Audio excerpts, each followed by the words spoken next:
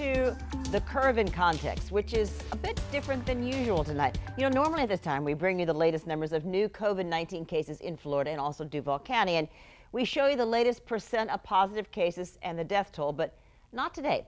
The state has not provided that updated information. Now, it's normally released every day about 11 in the morning.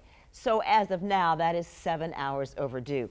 This all comes after the governor's office hinted yesterday in a news report that the daily release of case numbers could be scaled back.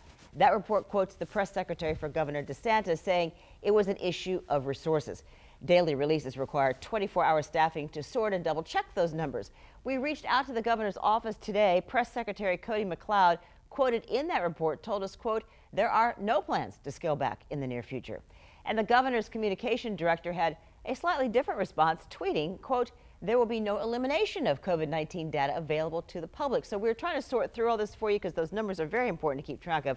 We've reached out to find out why today's data has not been released, and we are still waiting for a response.